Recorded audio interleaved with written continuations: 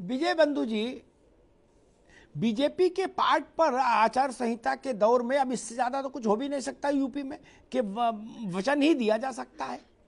और वो कह रहे हैं राघवेंद्र जी कि भाई हम वचन दे रहे हैं, अगर सरकार में आए तो इस मसले पर गंभीरता पूर्वक सहानुभूति पूर्वक विचार करेंगे। सृष्टि आ रहे हैं पास। मैं कह रहा हूं सर, मतलब जनता का काम हो या ना हो इनसे मतलब नहीं, इनका चुनाव हो जाए। मैं कहता हूं कि ये जो नारा गांव में दिया जाता था ना, हमारा काम बनता हाड़ में जाए जनता, तो आप उत्तर प्रदेश में कुछ नहीं कर सकते, केंद्र सरकार में आज भी कर सकते हैं। केंद्र में सूचना नहीं लागू है, आप पूरे देश के कर्मचारियों को केंद्र पेंशन लागू कर दीजिए। अगर आपकी नीयत सही है तो अब लागू करिए, कौन मना कर रहा है? किसने मना किया?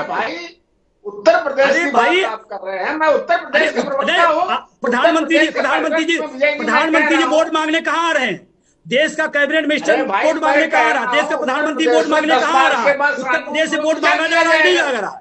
अरे भाई मैं कह रहा हूँ प्रधानमंत्री जी वोट मांगने कहाँ आ रहे हैं? उत्तर प्रदेश में आ रहे हैं ना, तो आप उत्तर प्रदेश का मामला कैसे? आपका मामला है केंद्र सरकार में, आप कर दीजिए, मैं स्वागत करूंगा, करिए ना। विजय बंधु एक मिनट, मैं दोनों के बीच के लिए दोनों की मदद कर दूं, मध्यस्थ की भूमिका निभा दूं, अटेवा की भी, अपने 20 लाख कर्मचारियों की भी मदद कर दूं और बीजेपी की भी। मेरे पास एक जादुई फार्मूला है, राघवेंद्र जी सुन लो गौर से। क्या ये भी खुश, आप भी खुश, सब जय जय हो जाएगी। क्या होली यूपी में भी मन जाएगी? राजस्थान से यूपी में प्रियंका गांधी ने संदेश दिया, आप मध्य प्रदेश से दे दो, वहां तो आचार संहिता है नहीं। शिवराज जी को टेलीफोन करो, छोड़ो ये विजय बंधु तो बड़ी बड़ी बातें कर रहे हैं, केंद्र से लागू कराओ, फिर ये कल कहेंगे अमेरिका में भी लागू कराओ, छोड़ दो, आप मत जाओ वहां। ठीक, आप राजस्थान शिवराज भाई को फोन करो और कहो मामा कल सुबेरे 11 बजे तक इस लफड़े को निपटाओ। खबर आ जाएगी कि 11:15 उत्तर प्रदेश में। क्या फिर तो होली मनने दो, संकट मिटे। सुन लो, सुन, संकट, अरे रुको भाई, संकट मिटे कटे सब पीरा। राघवेंद्र जी इसमें तो कोई लोचा नहीं, सस्ता सुंदर सरल उपाय बता दिया, अब कोई उंगली भी नहीं उठा सकता। राघवेंद्र जी जी क्या कहते हैं बताइए? पूरा भरोसा हो जाएगा। ठीक है, नहीं आपका विचार करने योग्य आपने राय दी है, इस विषय पर विचार किया जा सकता है जी। विजय बंधु जी तब तो आप मान लोगे कि हाँ मामला ठीक है। मैं तो कहता हूं सर, मध्य प्रदेश में ही जहां जिन राज्यों में इनकी सरकार है, कई 15-16 राज्यों में, वहां सब आप भी हाथ पकड़, उंगली पकड़ के पहुंचा पकड़ रहे हो, बोले 16 में आज ही कर दो। जितनी राज्यों में इनकी सरकार है लागू कर दें। अरे भाई एक ही चावल देखा जाएगा कि पूरी हांडी पलट दोगे बेसिन में? बोले चावल चेक कर रहे थे। मैं कह रहा हूं हांडी देखी जाएगी सर, ठीक है आपकी बात सही है, लेकिन जब इनके अधिकार हैं, राज्यों में इनकी सरकार है, कर सकते हैं। जैसे मध्य प्रदेश हो सकता है, वैसे बिहार भी हो सकता है, वैसे अन्य राज्यों में भी हो सकता है, कर दें, फिर पूरे देश में हो जाएगा। फिर बचा क्या महाराज? फिर तो आप तो हाथ पकड़े पहुंचा पकड़ क्यों बचा रहे हैं सर? मैं सर कह रही हूं क्यों बचा रहे? अगर परोपकार का काम है तो हो जाने दीजिए सर, परोपकार का काम। एक मिनट रुकिए, सृष्टि कैसे कुछ कहना चाह रही हैं, फिर मैं कार्तिक के पास चलूंगा। जी सृष्टि। देखिए अमिताभ जी, ये हमारी कांग्रेस सरकार ने जो फैसला लिया, इसका हम सब स्वागत करते हैं। यहाँ पे कार्तिकेय जी ने भी स्वागत किया। उसी के साथ उन्होंने एक और बात बोल दी कि कांग्रेस कहीं फाइट में नहीं है। Kartikeya ji, I am sorry but I would object to your statement. क्यों कांग्रेस क्यों फाइट में नहीं है? आपको क्यों लग रहा है कि लोग दिख नहीं रहे? अमिताभ जी, जब यहाँ पे ये परसेप्शन क्रिएट किया जाता है कि it is just BJP and Samajwadi, तो ये दोनों किन मुद्दों पे लड़े हैं अभी तक? यहाँ पे सर्दी, गर्मी, चर्बी, शिमला सब हो चुका है, पाकिस्तान अब्बाजान भी हो चुका है।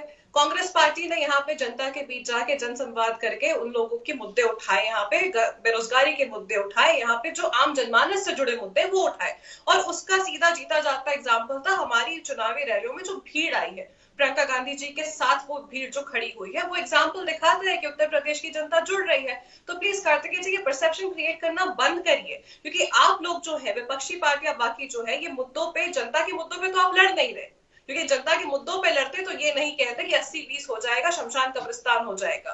जनता के मुद्दे जो बेरोजगारी और किसानों के जो हमारे भाइयों के मुद्दे हैं, आधी आबादी के मुद्दे हैं, कोई लड़ा है तो कांग्रेस पार्टी वो कुछ रिस्पॉन्ड करना चाह रहे हैं, तो समाजवादी पार्टी, ठीक है, समाजवादी पार्टी रिस्पॉन्ड करना चाहिए। काट के राणा अमिताभ जी देखिए, जो सत्य होता है वो बहुत कड़वा होता है, और मैं चाहकर भी नहीं कह सकता। हालांकि मैं दोबारा स्वागत करूंगा जो राजस्थान में इन्होंने इतना अच्छा कदम लिया है, राजस्थान राज्य के लिए बहुत अच्छा है।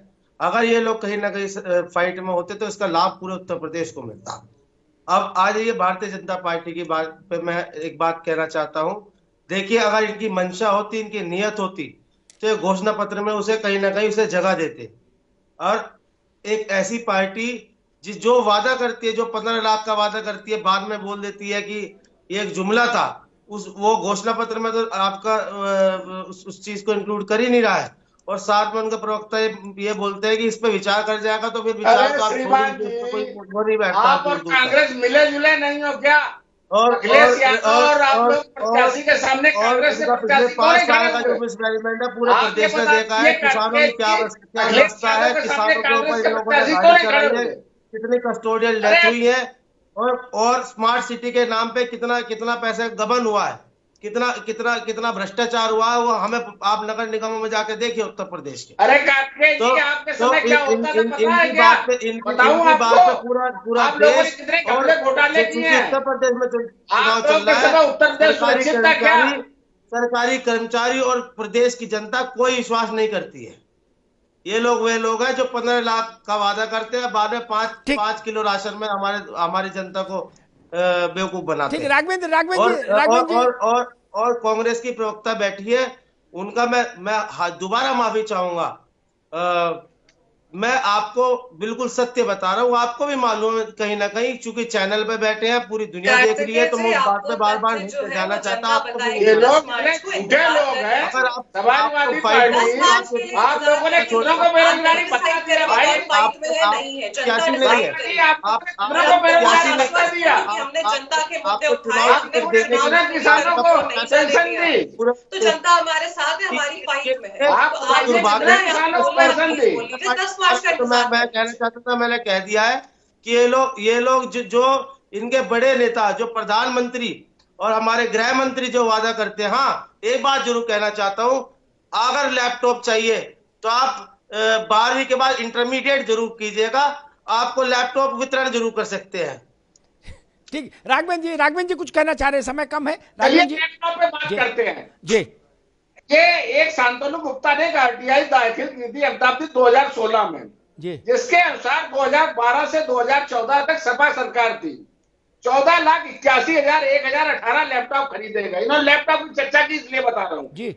बांटे मात्र 6,11,794, 8,69,332 लैपटॉप कहाँ गए मान्यवर? ये आरटीआई में शांतनु गुप्ता की आरटीआई 12वीं के बाद इंटरमीडिएट करेंगे तो लैपटॉप मिलेगा। मैं आपको बताता हूँ, बताना चाहता हूँ, इतने शिक्षित आप गृह मंत्री हैं, आप क्या विकास की बातें कर रहे हैं?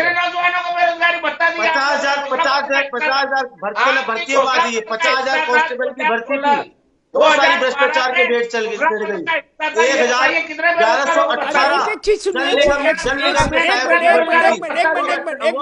1 मिनट रुको भाई, रुको, समय कम है दोस्त, समय कम है। रुको कार्तिकेय, रुको भाई। राघवेंद्र जी ने कहा, अरे रुको भाई कार्तिकेय राणा, रुको। राघवेंद्र जी ने कहा कि आरटीआई किसी ने लगाई, उसने बताया कि कितने लैपटॉप आए, कितने बटे। एक बात बताओ, जब भी प्रसाद चढ़ाते हैं कहीं मंदिर में, मठ में, मठिया में, हैं कहीं जाके, हैं तो सब पंडित जी को दे देते हैं? नहीं ना, सब बांट देते हैं बाहर? नहीं ना, कुछ आदमी अपने बाल बच्चे भी खाएंगे, नहीं खाएंगे, हम कहाँ चक्कर में पड़े हमारा। दोस्तों मैं पहले क्लियर कर देता हूँ, ये वीडियो पुराना है, लेकिन वीडियो में सुनने समझने वाली बात दोस्तों ये है कि आप विजय कुमार बंधु जी को देखिए कि सिर्फ यूपी में पुरानी पेंशन योजना बहाल हो जाए इसलिए वो ये संघर्ष नहीं कर रहे हैं। चाहे तो वो यूपी के रहने वाले हैं, सिर्फ यूपी में पुरानी पेंशन योजना अगर बहाल हो जाती है तो शायद वो संतुष्ट हो जाए और बोले कि ठीक है भाई, मेरे जिस लिए मैं संघर्ष कर रहा था यूपी में लागू हो गई है, बाकी अपना अन्य राज्य देखें। ऐसा उनके विचार नहीं है, ऐसे उनके मन में कोई विचार नहीं है। वो पूरे देश के कर्मचारियों के लिए सोच रहे हैं और शायद पूरे देश के कर्मचारियों के लिए बुढ़ापे का सहारा के लिए संघर्ष कर रहे हैं सरकार के थ्रू। बीजेपी प्रवक्ता को जैसा कि आपने सुना कि जिस प्रकार से वो जवाब दे रहे हैं, जिस प्रकार से वो बोल रहे हैं कि भाई हम यूपी के प्रवक्ता हैं और यूपी के बारे में ही सोचेंगे, तो विजय कुमार बंधु जी ने देखिए स्पष्ट तौर पे बोल दिया कि भाई जब वोट मांगने आते हैं केंद्र के मंत्री तो वो तो हर जगह जाते हैं, ऐसा तो है नहीं कि सिर्फ यूपी में ही आते हैं। तो जब हर जगह वो वोट मांगने जा रहे हैं तो फिर जिनसे वोट मांग रहे हैं उनके बारे में भी सरकार को सोचना चाहिए। बट जो प्रवक्ता थे बीजेपी के प्रवक्ता, वो इस पर भी जवाब ठीक से नहीं दे पाए। तो आई थिंक शायद उनका जो होमवर्क था वो ठीक तरीके से नहीं था कि क्या-क्या क्रॉस क्वेश्चन हो जाएँगे। लेकिन ये जितने भी डिबेट्स हैं, जितने भी वीडियोज़ आप न्यूज़ चैनल के देखते होंगे, विजय कुमार बंधु को देखिए, कोई भी अगर प्रवक्ता आता है तो निडर होके उस प्रवक्ता से बात करता है कि नहीं, पुरानी पेंशन इस देश के कर्मचारियों का हक है, बुढ़ापे का सहारा है और सरकार को ये उनको देना चाहिए। हालाँकि सरकार इस पर क्या विचार करती है, क्या लेकर आती है, ये तो आपने देखा कि जैसे वो यूपीएस स्कीम लेकर आई है। भविष्य में आगे क्या पता यूपीएस का कुछ और आ जाए, ये अभी पूरी तरीके से क्लियर नहीं हुआ है। तो फिलहाल खबर यही थी। मेरे द्वारा दी गई जानकारी आपको अच्छी लगी है तो प्लीज़ वीडियो को लाइक करिए, शेयर कीजिए, कमेंट करिए। मिलते हैं अगले वीडियो में, तब तक के लिए जय हिंद, जय भारत।